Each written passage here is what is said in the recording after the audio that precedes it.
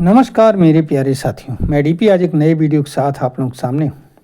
और मेरा आज का ये वीडियो है विदेश मंत्रालय के प्रवक्ता रणधीर जायसवाल के उस बयान पर आधारित है जिसको उन्होंने 30 अक्टूबर 2025 को एक प्रेस कॉन्फ्रेंस के दौरान दिया। उन्होंने ये बताया, कई बयान दी, कई बातें बताई, लेकिन उनमें से एक इम्पॉर्टेंट पॉइंट ये भी था कि चाइना ने 4 भारतीय कंपनियों को रेयर अर्थ मेटल खरीदने के लिए अनुमति दे दी है कि अब वे 4 भारतीय कंपनियां चाइना से रेयर अर्थ मेटल खरीद सकती हैं। कौन कौन सी ये 4 कंपनियां हैं? तो इनका नाम क्या है?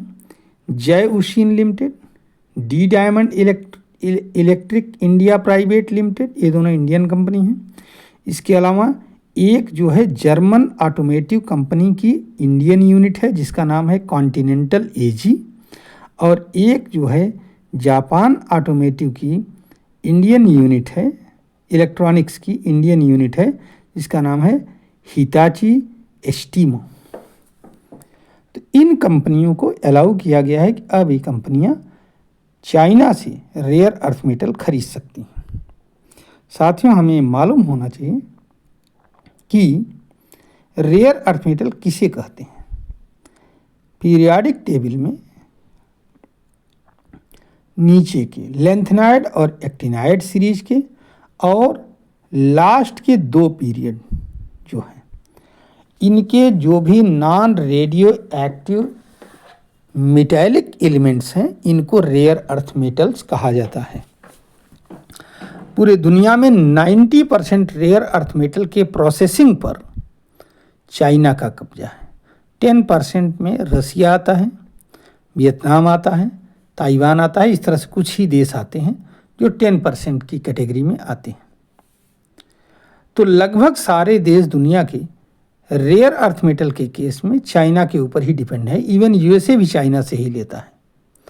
जो यूएसए इसमें परेशान है इसीलिए है क्योंकि चाइना, जब यूएसए ने चाइना के ऊपर टैरिफ लगाया तो चाइना ने रेयर अर्थ मेटल की सप्लाई बंद कर दिया यूएसए को। अब इसका उपयोग इलेक्ट्रॉनिक इक्विपमेंट्स में बहुत ज़्यादा होता है। ये जो ई व्हीकल्स बनती हैं, इलेक्ट्रॉनिक व्हीकल्स, उनमें होता है क्योंकि इससे मैग्नेट बनाए जाते हैं। इसके अलावा से जो बहुत ही पावरफुल होते हैं। और इसका उपयोग कहाँ होता है? इलेक्ट्रॉनिक गैजेट्स को बनाने में होता है।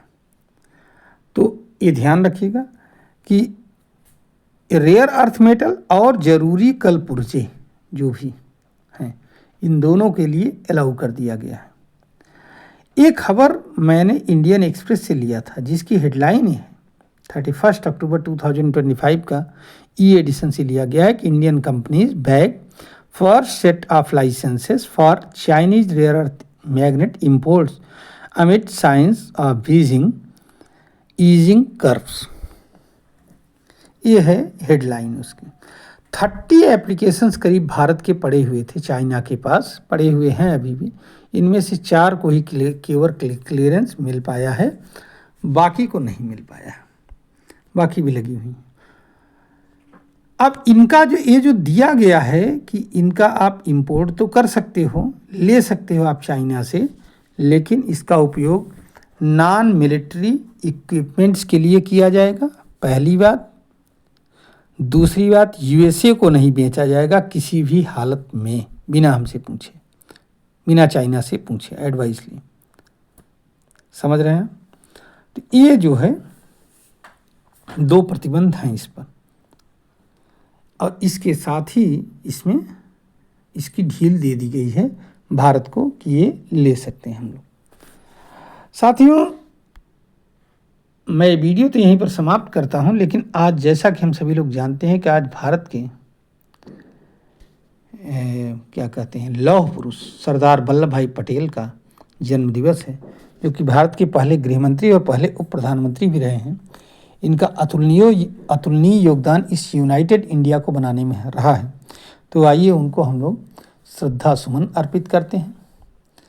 और आज ही श्रीमती इंदिरा गांधी, जो कि भारत की आयरन लेडी कही जाती हैं, उनकी भी पुण्यतिथि है, तो इस पर भी हम लोग श्रद्धांजलि अर्पित करते हैं उनको।